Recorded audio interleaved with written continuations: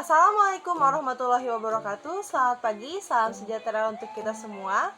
Kami dari kelompok 2 akan mempresentasikan hasil diskusi kami dengan judul Bab 1 Wirausaha Kerajinan dari Bahan Limbah Berbentuk Bangun Datar.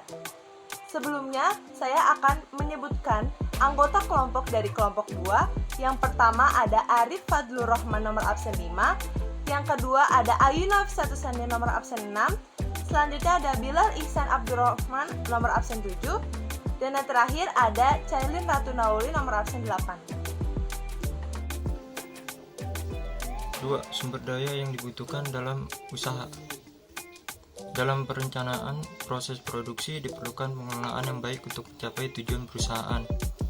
Sumber daya yang dimiliki perusahaan dapat dikategorikan jadi 6M.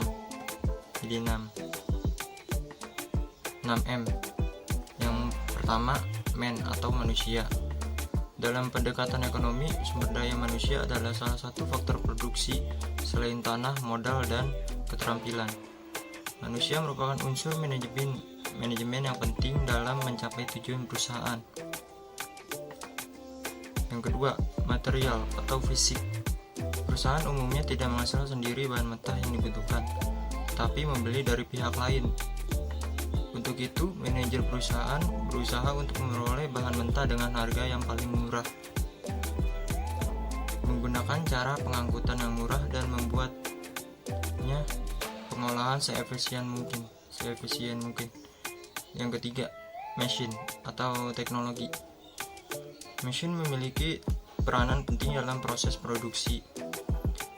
Banyaknya mesin baru yang ditemukan oleh para ahli memungkinkan peningkatan produksi sangat tinggi. Yang keempat, metode. Metode sangat dibutuhkan agar mekanisme kerja berjalan efektif dan efisien. Yang kelima, market atau pasar. Jika barang diproduksi tidak laku, proses produksi barang akan berhenti. Oleh sebab itu, penguasaan pasar dalam arti menyebarkan hasil produksi merupakan faktor menentukan dalam perusahaan. Yang keenam, money atau uang. Uang merupakan salah satu unsur yang tidak dapat diabaikan. Uang merupakan alat tukar dan alat pengukur nilai. 3. Perencanaan administrasi usaha kerajinan dari bahan limbah berbentuk bangun datar. Menurut pendapat Profesor Dr. S. Prajudi Atmosudirjo SH, administrasi adalah proses dan tata cara kerja yang terdapat pada setiap usaha, baik usaha kenegaraan maupun swasta, usaha sipil maupun militer, atau usaha besar maupun kecil. Tujuan dari adanya administrasi: A. Memonitor kegiatan administrasi perusahaannya. B. Mengevaluasi kegiatan perorganisasian perusahaannya. C. Menyusun program pengembangan usaha dan kegiatan perorganisasian perusahaannya. D. Mengamankan kegiatan usaha dan organisasi perusahaannya. A. Perizinan usaha. Di Indonesia, perizinan usaha diatur oleh UU yaitu melalui Perda dan departemen terkait. Surat yang harus disiapkan adalah 1.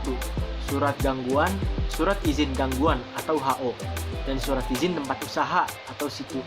Keduanya dikeluarkan oleh Perda. Beberapa manfaat dari situ HO adalah sebagai berikut. A. Mempermudah permohonan surat izin perdagangan. Yang B. Dapat menjadi sarana pengganti rugi jika tempat usaha digusur. Yang C. Memperoleh jaminan, perlindungan, dan keamanan. Dan yang D.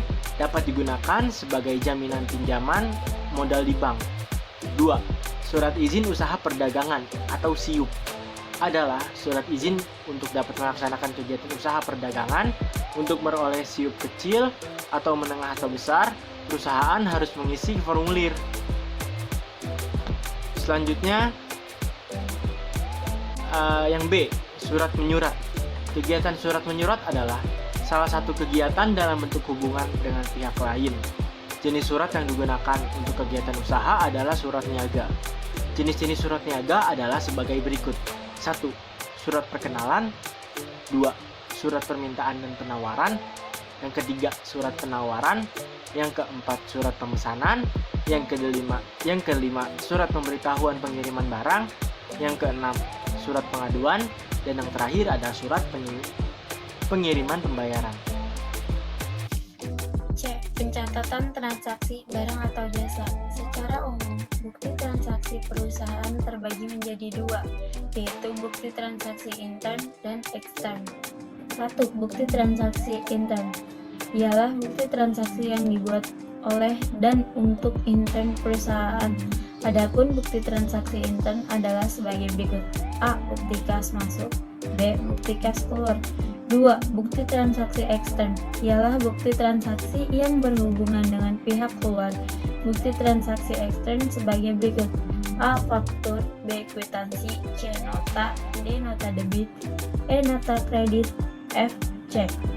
D. Pencatatan transaksi keuangan.